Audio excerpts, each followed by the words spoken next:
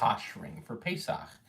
Tonight's shir is dedicated, is is focused. Actually, dedicated sounds like someone actually paid to have their name mentioned. It's focused on all of those items that you generally need to kasher for Pesach. Let's take a step back and talk about the need to kasher for Pesach and what leads us to have to do all the koshering.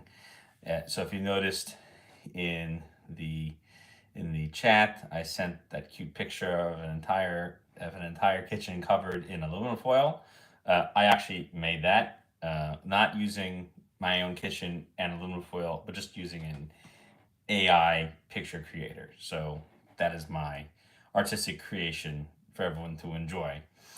But basically, the idea of don't letting this be your Pesach kitchen, I think is really an important thought process. Kosher, so that way your kitchen doesn't look like that. Yeah, AI did the tinfoil. Yes, it did. Yes, it did. I know. You'd be surprised. I'll give a whole. I gotta prepare a share on AI and on that. It's really. I don't think people really understand. Really, I don't think people really understand. No matter how old AI is, I just AI just is like, oh, this is what happens if you actually took Clippy and turned him into something useful. Um, can can the AI clean your stove? No, no, it's a language model. Let's make that very clear. I think you should ask one of the AI things. Can you come and clean my stove? And it'll respond to you. Oh, I'm really sorry. I'm just a language model. I can't do anything in real life. But the requirement to kasher for Pesach has more to do with the mitzvah of tashbisu. And as we talked about in the last class, there is a mitzvah to get rid of this stuff called chametz out of your house. And we have to check for chametz in and around the house. So this doesn't mean that you have to flip your house upside down looking for chametz. It means that you have to do a general sweeping. If you check out the classes that I'm doing right now on the Chai Adam, I talk a lot about the specifics of that, but just so you know, you don't have to move your heavy furniture, go behind the bookcases, pull the oven all the way away from the edge of the wall. If you're not, one of the things that I talk about in those Chai Adam classes is that the mitzvah is to get rid of things that are things you might come to eat. And if it's in places where it's inaccessible and they won't become uncovered ever, you don't care if there's stuff behind your oven unless you're redoing your kitchen, unless you really feel there's a need to actually go back because something may have fallen back behind there. There's no real requirement to go back and go get it. Unless you know for sure that chametz fell back there, that then you'd have to go back there and go get it. But otherwise, there would be no reason to have to exert yourself for that. The kashering is so that way you can keep the chametz stuff. The selling chametz will actually be covered in another share. Tonight we're just going to talk about the kashering, and so just let me focus on why this is important. The requirement to get rid of chametz out of your house also means that anything that's stuck to utensils also needs to be removed as well. However, kashering is its own separate part of getting the house ready and acceptable to be used for Pesach.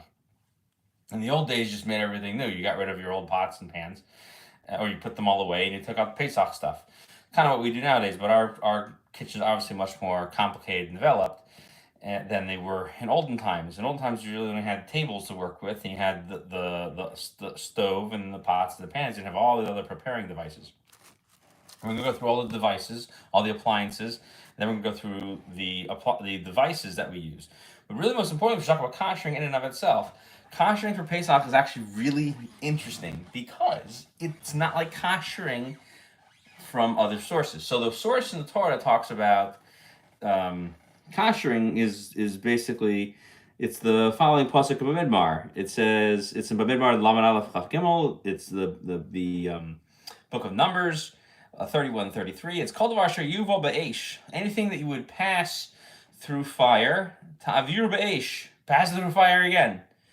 The taher ach b'medida yischata, and then it will become purified, but must also be purified in what they call mei nida, waters that are kosher for a nida to immerse in. Maybe Yidan Yischata should also be purified in those as well. And all that which does not have to be passed through fire, you simply put it into water. And that's the source for Tilas Kalim. So all those things are all wrapped up in that nice little verse over there. We're not going to have a whole class on Kashering and Tilas Kalim, but just to understand that that actually was talking about things that were captured during the battle with Midjan and Balak ben Beor and Bilam. Those things were captured and were only permitted to be used after koshering them. But that was the koshering from non-kosher. Pesach is koshering from kosher. You have been eating chametz all year long, so why are we koshering? Well, the rabbis made several exceptions to this rule. You can't simply use, one does not simply use kosher products for Pesach, even if you haven't used them for a while. You have to make sure that the flavors are removed. The rabbis were very particular to make sure that this requirement of the Torah to anything that passes through fire to remove the flavors was also done to everything else. And this is where we learn a general rule of kebol-o, kach polato. The way in which it absorbs and the way in which it exudes. So the physics the physics of it have to be equivalent. It's only going to pull out as much as it also put in, which means that you can use a more significant amount of heat to take something out, but not a lesser amount to take something out. So the rabbis looked at the physics of these utensils as something that has to be of equivalent level. Now, is that absolutely scientifically how it works? No, scientifically, you may still leave some residue in there. That's why you see a lot of these warning signs that say, be careful of eating this product because you may have traces of some of these allergens in it. But to satisfy the requirements of halacha, since the Torah says that you use equivalent force, or in this case, you use equivalent temperature, you can use that as a general rule. The difference is that when you're talking about heter, you can actually use less heat because of a principle known as not bar not. Nosen tam bar nosen tam, which means that one flavor goes into a utensil, and then it goes from the utensil into the next thing, which means the flavor loses a little bit of its flavorfulness by being transferred multiple times. And the reason why we will argue that is because it's considered something that is permitted to be eaten. So in a sense, Pesach is actually more lenient than the rest of the year. Does that make a difference the way we kosher things? The answer, boys and girls, is absolutely not. It makes not one bit of difference. It makes a little bit of a difference, but in terms of practical application, it makes not one bit of difference. Why? Because the custom is to kosher it same way we kosher everything else throughout the year. Now, there's certain things that you may be able to be lenient if you absolutely need the thing and you're stuck and it became this, that, whatever. But we don't generally rely on that. We generally take the approach that we are to be stringent, and the stringent approach is like for non-kosher we say chaticha atzma naxis nevela.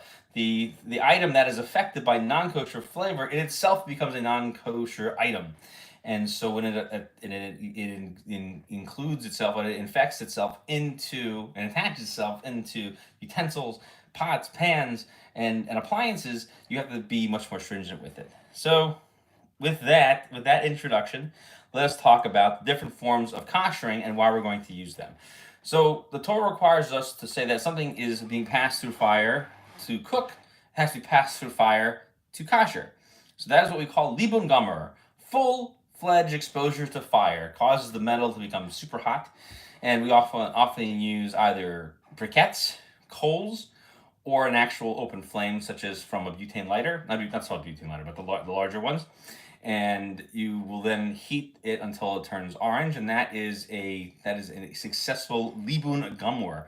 We also allow you to heat ovens up to about 600 to 900 degrees, self-cleaning, and you can use that to use libun gamor on other items as well, not just the oven, but the racks, obviously, and other things you would put inside of it, such as the pot stands that are on your stove top. That's another thing that you can possibly do for a gas range, for example. That is libun gamor, and you need that in situations where the fire is hitting the utensil and the food directly. The next level below that is Libun Kal. Libun Kal is this. It's something that came up in the times of the Rishonim. It wasn't really mentioned in the times of Talmud. The idea was that I could make something hot enough that it could sizzle water on it. It's equivalent to Hagala, but a little more. And generally speaking, we use Libun Kal on oven surfaces that are not self-cleaning for the most part. The second most common form of kashering, the Libun Kal is like not so prevalent, but I put it at number two. But the third one, which is Hagala, is the second most prevalent one for kashering, which is basically if you've been cooking it in water, you use water to get it out. So it goes in with water, it comes out with water. And that's it. That's it. You take stuff that's used with hot stuff, you heat it with hot stuff, and it comes out. End of story. The problem is that the reason why we use it so frequently is because there is a lot of dispute about where and how certain types of utensils absorb flavor from heated solid foods and liquid foods. I'm not getting into that right now, but suffice it to say that we assume that heated solid foods retain heat more than liquid foods when transferred to a second vessel and the original one that was on the flame. So things that would 100% require Hagala are things like ladles and those type of things, or knives and forks and spoons that go into a cooking pot directly. And so too with knives and forks that would be used directly on an open fire, on a grill or a griddle, would have to be required to have Libun Gomer. Irui is going to be left for when you just use your fork and knife and spoon to type of things to kind of touch things, but we don't really use it for that. We generally require those things have Hagala because they're used to cut hot solid foods for the most part. So Irui is the most basic what it means to pour hot water over a surface, and we use that mostly to kasher those things where there's lots of spillage, and they're only used with spillage. So because you don't use spillage with forks and knives and spoons, those are going to get, things like that are going to get Hagala, and the things that really don't get messed with spillages are going to be the surfaces, the top of the top of the stove, the counters, the sink. So those are the four types of kashering. So we're going to discuss different types of things. So and try to help you avoid having to cover your entire house with aluminum foil. Now, covering with aluminum foil is a joke because you're not actually allowed to cover something and then make it usable for anything. You have to kasher it. You can't cover with aluminum foil and then go ahead and use it. A lot of times covering with aluminum foil, we forget that in the old days of kashering for Pesach, when a lot of materials were considered unkosherable, aluminum foil was there so that way you could actually use your kitchen. But you couldn't just put aluminum foil down. You actually had to put cardboard and then aluminum foil so that you weren't absorbing from the surface itself, generally speaking, the old Formica tops and so on. But that was back in the day when everyone was following this opinion that Formica was unkosherable. That was with Moshe Zichron Libracha, or Moshe Feinstein. Since his passing, people have basically not accepted that as the final halacha. I could give a long shear just on the development of halacha with that one topic in and of itself, development of new utensils, new materials. We will talk a little bit about materials as they apply to the appliances, but we won't focus heavily on those materials themselves. Let's discuss some appliances to start with. So things we're going to want to clean for their kashering. You're going to things like the refrigerator, freezer. It's only used for cold and is wet spills. So get your favorite bleach cleanser and squirt away and wipe it up, and that's it. Get rid of all. Go ahead, wipe it all down. Wipe all the surfaces down. Please do not cover your surfaces in your refrigerator with aluminum foil. You will break the fridge and ruin all your food because you need constant airflow in your refrigerator. This is constantly an issue. A lot of people who just go crazy and cover everything. Airflow in the refrigerator. The pantry, if you want to go ahead and cover the pantry with aluminum foil, you could, but just wiping it out with a rag, or you can also clean it again with bleach to get rid of everything would be good. So those are pretty much the only things besides the cabinets and so on. I just realized I wrote pantry and cabinets twice on this list that I provided you, and I apologize. But that's basically the dry places you're storing stuff. So if you have a pantry, however you want to find a pantry, either it's a cabinet or a pantry that's shelving, you just wipe it down and you're good to go. And you can use it on Pesach. You can put some contact paper down if you really want to, but it's not necessary. So the first thing let's discuss is the dishwasher. Dishwasher is a little bit difficult because, as we mentioned, you generally want to be able to get the flavor out at a higher temperature and at a level of heat above and beyond the way it was absorbed, but not at such a high level that it's not consistent with the way it was absorbed. So dishwashers absorb flavors through high temperature water, as opposed to, let's say, like a barbecue that will absorb flavors from high temperature fire being over a flame. So you can go ahead and use a Hagala to cleanse a dishwasher. The problem with dishwashers, one of the big problems originally was old dishwashers didn't really get clean. And I don't know if I even remember this, but if you used to get old dishwashers, that they just would never get clean. Never. They would always be grimy and dirty and so on. In the past, I think it's been 5 years, don't quote me on it, they basically no longer sell plastic interior dishwashers. I don't think you can even buy one. The dishwashers that are for sale are all, for the most part, stainless steel on the inside, and they don't have that same level of adherence of foodstuffs to it. And that was also part of the problem when people were trying to understand Rav Moshe's tshuva initially.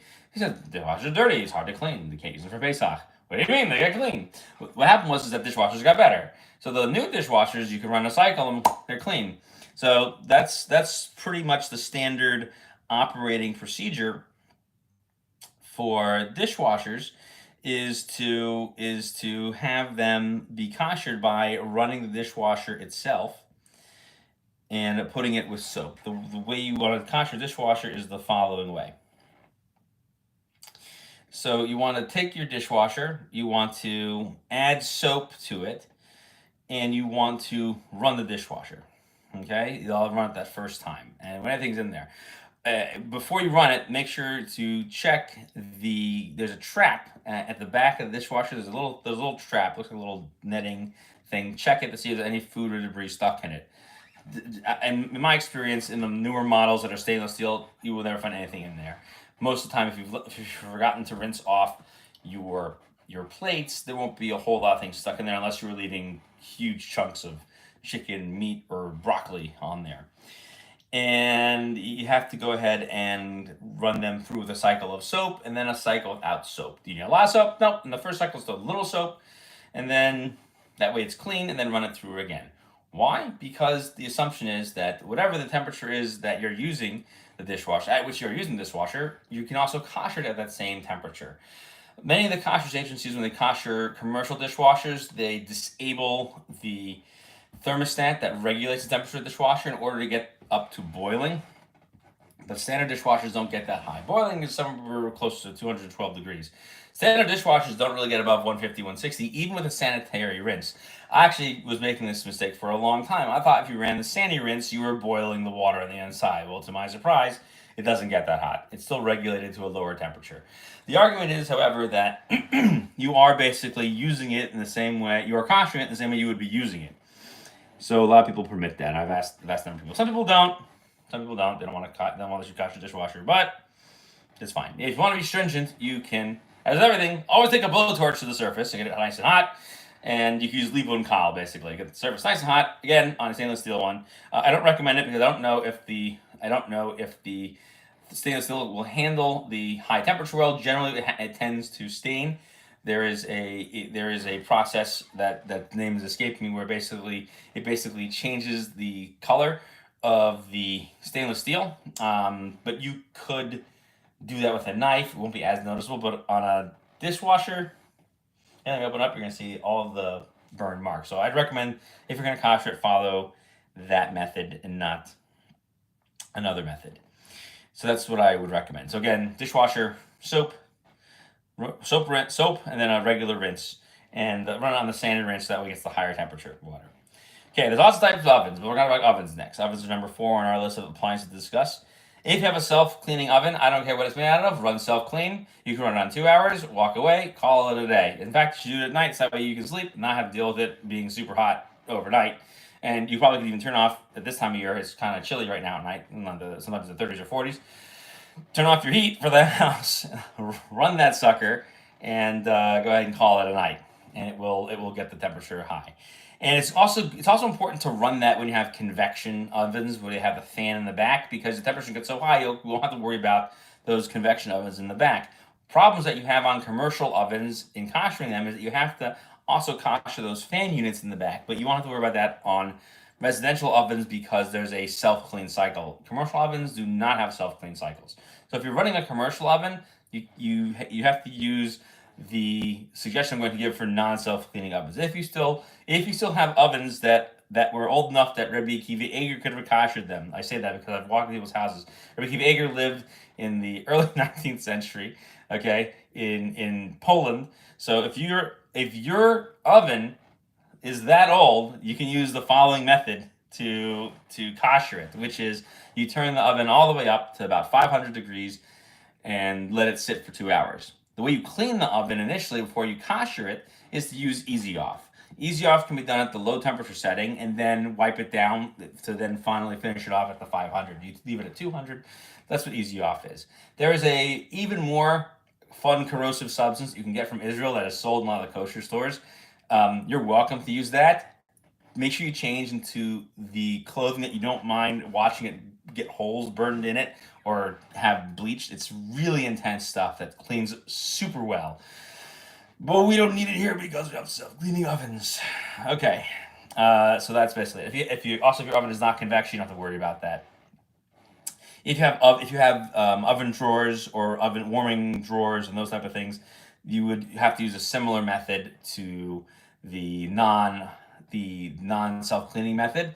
Use the Easy Off to clean the inside and then run it up. Warming drawers, whatever they're called, whatever your appliance is actually called, generally don't get above 175 or 200, but leave it at that temperature. However, because it's a lower temperature, I leave it running for about 5 to 6 hours in order to accomplish what you need. And then spritz the inside of it with some water to do libun kal on that.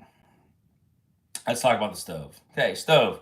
Stove, you need to do Eroy on the surface. Wipe down the surface of it. This is going to be whether you have a glass, it's electric, or it's gas. Okay, or even the electric in conduction ones now that they only work with them. If you have that, good luck on Yantif. You can't even use it on Yantif. But if you have a regular electric one that's a continuous current, you can go ahead and clean the surface. The glass ones are also problematic because we don't. There's an ancient minhag to not kosher glass for Ashkenazim. You can cover it. There's ways to cover it to leave it and leaving the heating areas exposed. And I always recommend just when you're building a kitchen, just don't get glass. Just don't get that. But some people just do it anyway.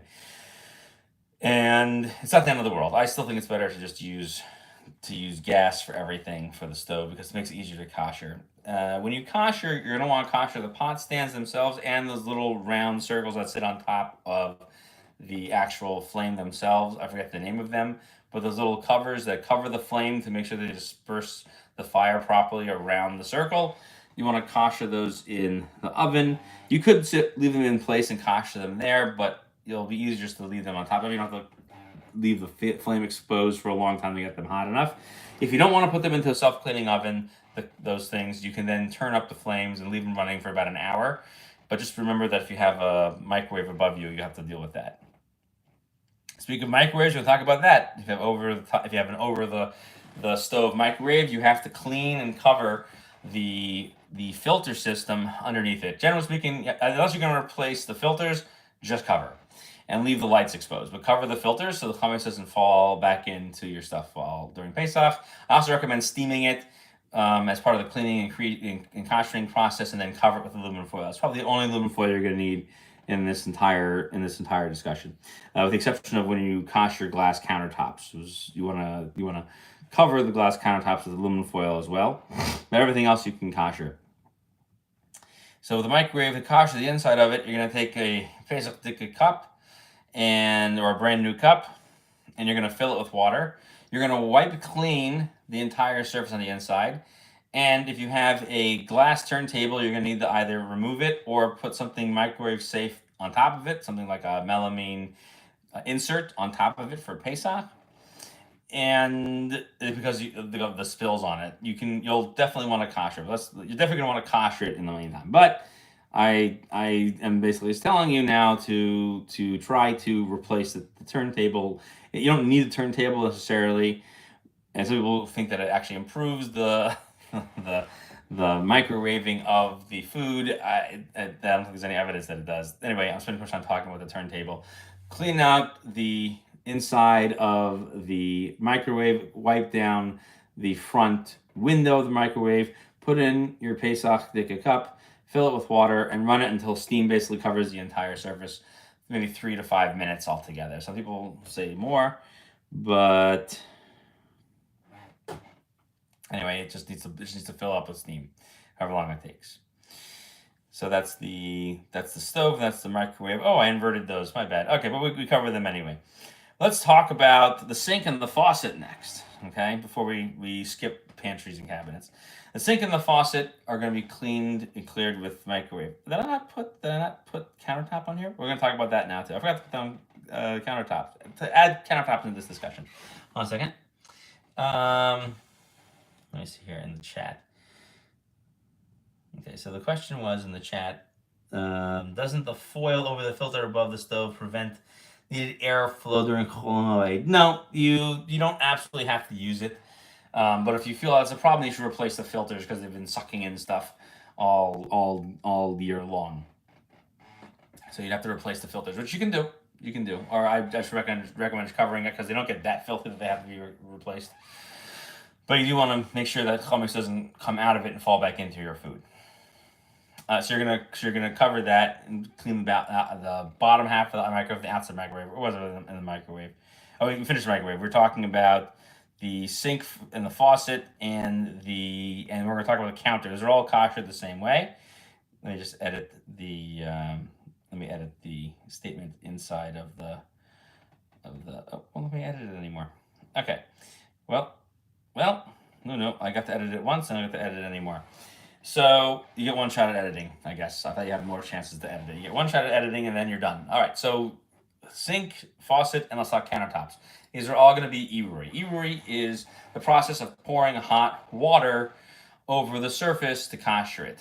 You have to hit every part of the surface. You can't just sort of throw the water and watch it just splash everywhere. So the easiest way to accomplish this, in my humble opinion, is to take a steam cleaner. I have a steam cleaner that I have used for many, many years. You take it, you run it up and down, like one of those ones you use for your carpet. Get the real broad finish at the top of it, run it up and down, wipe down the cabinets. I'm sorry, wipe down the cabinets, of course. But you've done that already because you were getting ready for Pesach. So you've wiped down the cabinets. So wipe down the countertop, make sure it's nice and dry, and then come through and clean the faucet and the sink. This way you come through the steam cleaner and you just go through every square inch, up and down, up and down, up and down. Get it all over everything, and you'll know that you've hit it because the hot steam is hitting everything. And this is fine for iruri. Okay, this is fine. There are some issues with people with the steam. That maybe the steam's not hot enough. Blah blah blah blah. I've been doing kosher long enough to tell you that they hit stuff with hot pressurized water incessantly in kashering. I mean, like it's such a common thing. So those people who are arguing against it haven't used a proper steamer. It boils the water inside. You hear it boil, and the steam comes out. It is hot. Do not put your hands near it. And if you don't have that, you can also use the iron your countertop method and iron your sink method, which is to take a spritzer, a little water spritzer like you would use for cleaning. Just fill it with plain water, spritz, and then take an iron and run it over slowly until you hear everything sizzle, and you can iron your countertops that way. The edges, you should do that too. Even if it's a beveled edge or whatever, just make sure to cover the edges, clean it, and then kosher it. And then the same thing with the sink. Get all that, and then take it around the faucet.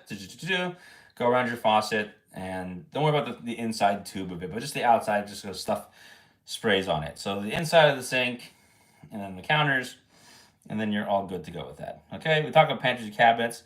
Okay, urns and pod dispensers. Now, I don't recommend using an urn for Pesach unless you have really kept it away from chametz all year long because it's difficult to kosher.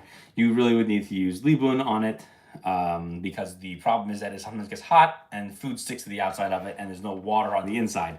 So you might need libun on that. So you should just get an urn that's just for Pesach. If you check the outside of your urn and there is nothing stuck to it, you can go ahead and use it on Pesach. But if something stuck to it from during the year, then you're going to have a problem. Pod dispensers, so things like Keurigs and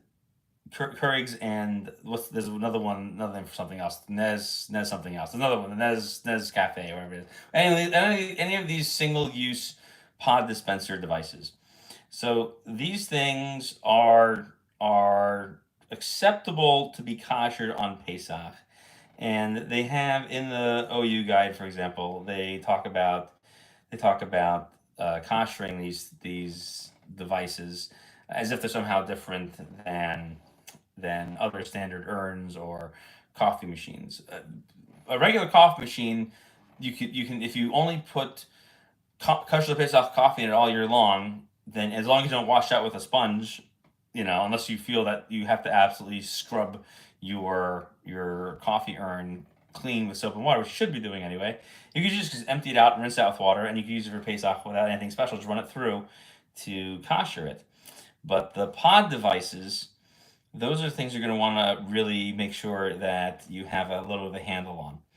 So with the pod dispensers over here, you want to make sure that you run through the pod dispenser with some hot water.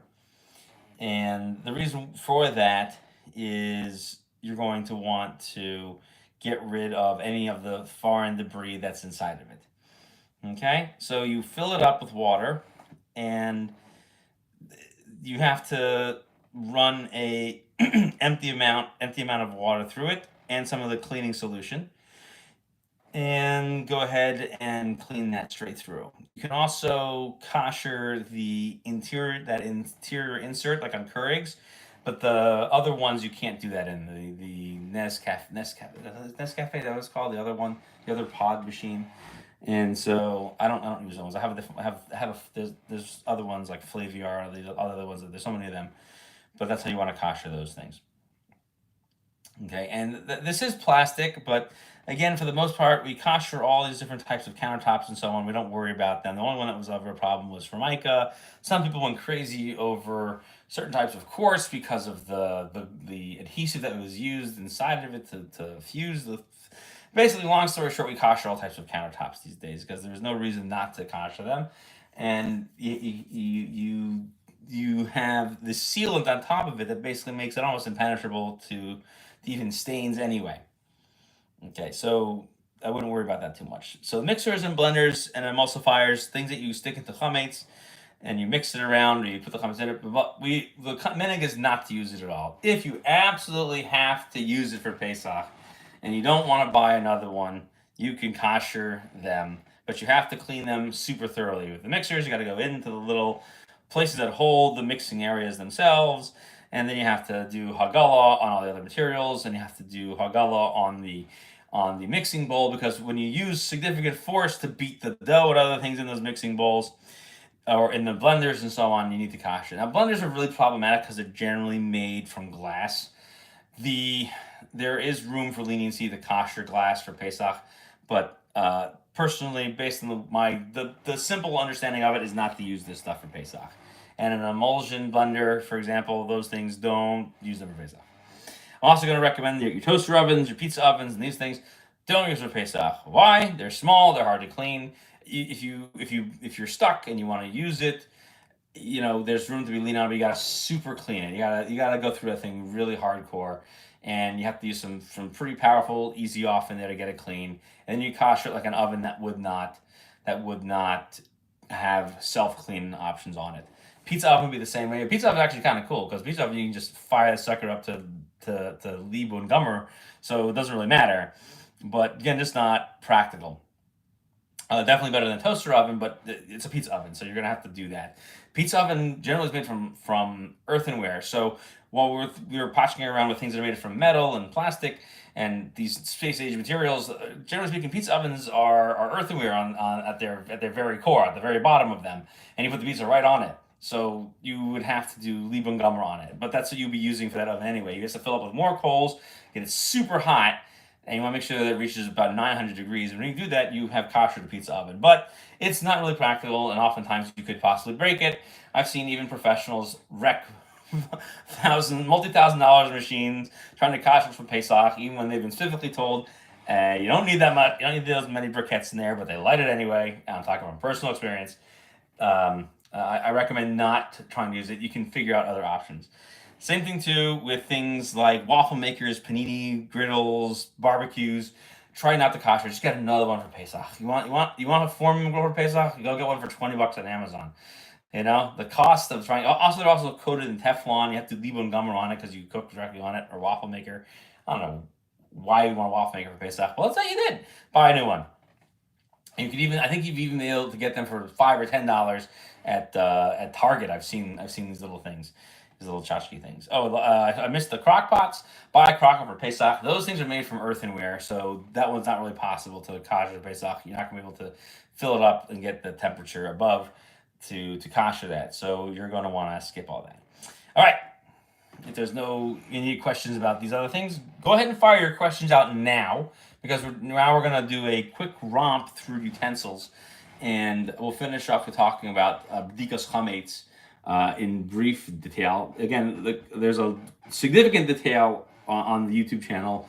If you want to listen to all the chayadim I'm doing on bdikas chametz right now, we'll be finishing that class either tonight or tomorrow. I'd like to finish it tonight. I've had some issues getting the iPad to cooperate with YouTube, but I've figured a workaround, because it makes sense to spend several $100s on a machine to only have to do a workaround for the technology, because Apple has decided that they don't want their microphone to work for YouTube. Go figure that.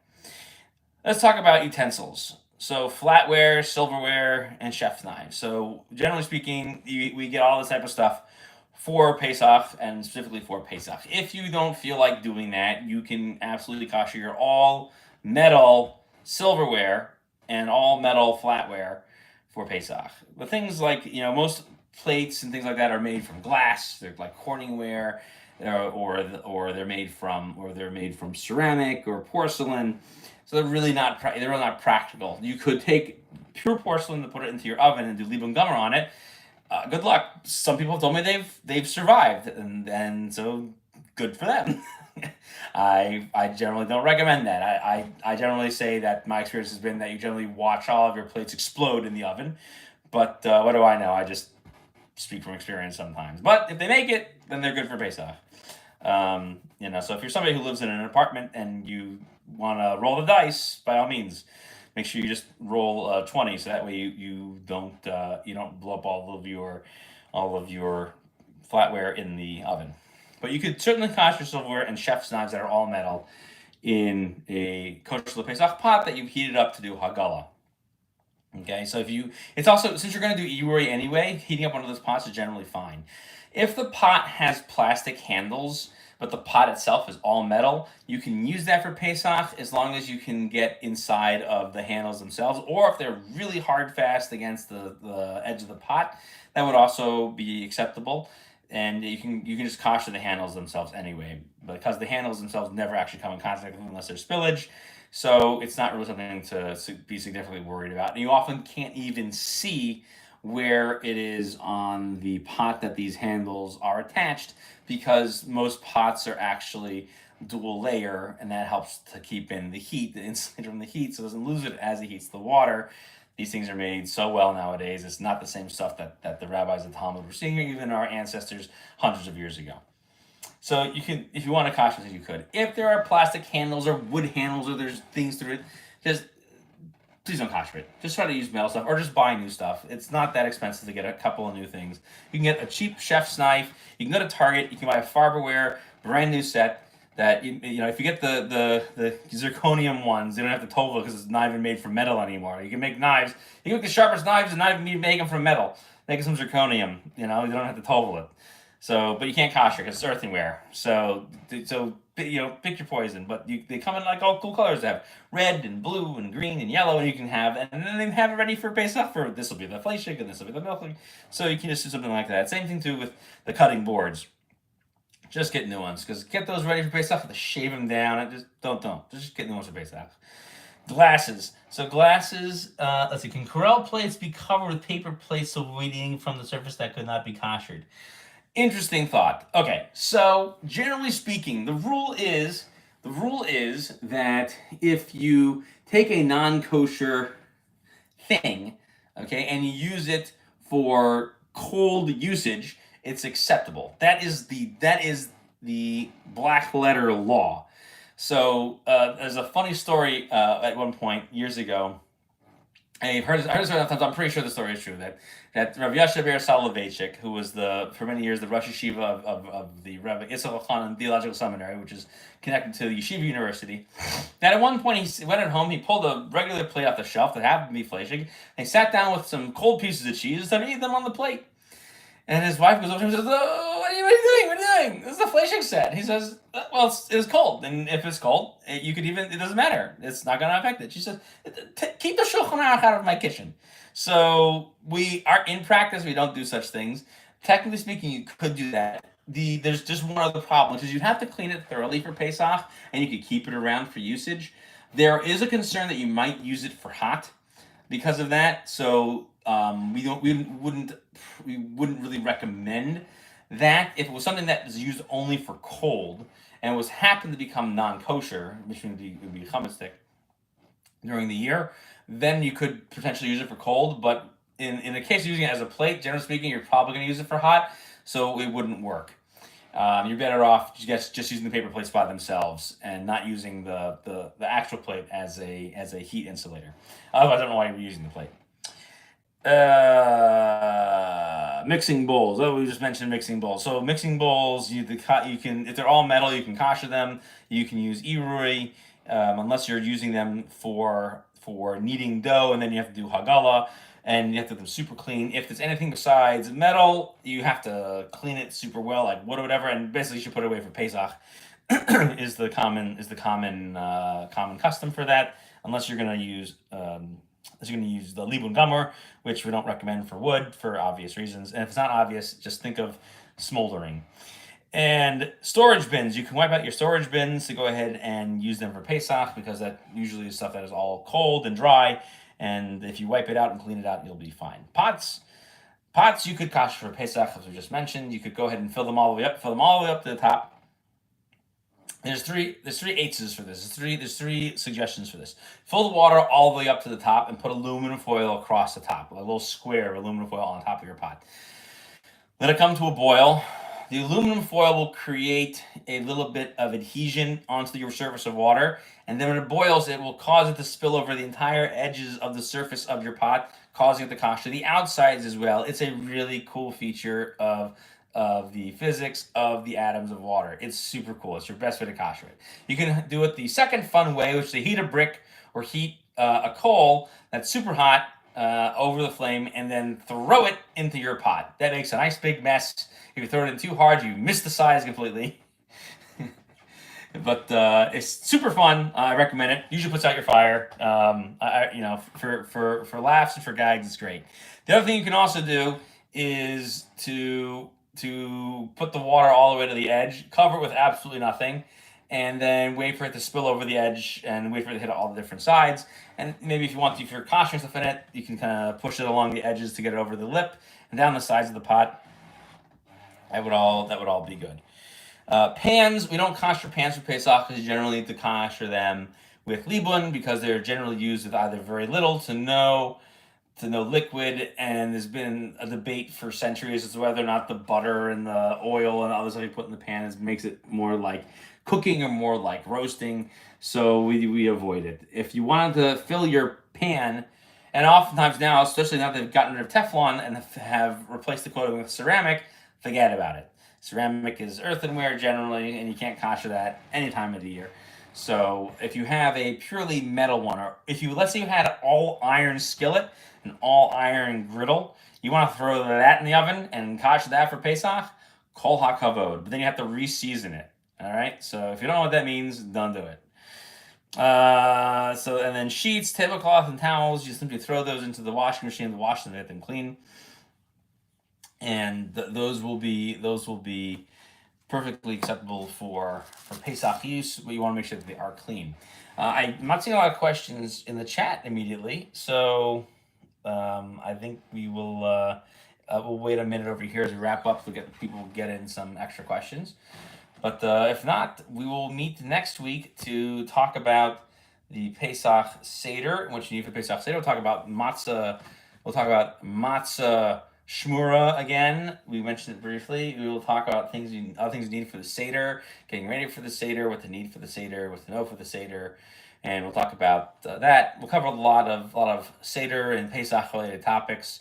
We'll touch on B'dikas Chametz again as we have our little march to Pesach every week. Every week should be Pesach. Every week should be Pesach. If there's no further questions, we can call it a night. As always, join the WhatsApp chat. Let your friends know. Mash that like button. I think it actually lights up now when we say mash that like button on YouTube. I think that's like a new feature you can get when you say, if it hears you say mash that like button, the like button thumbs up, lights up. Subscribe and share with your friends. And if there's no further questions, we will call it a night. Thank you everyone for coming out.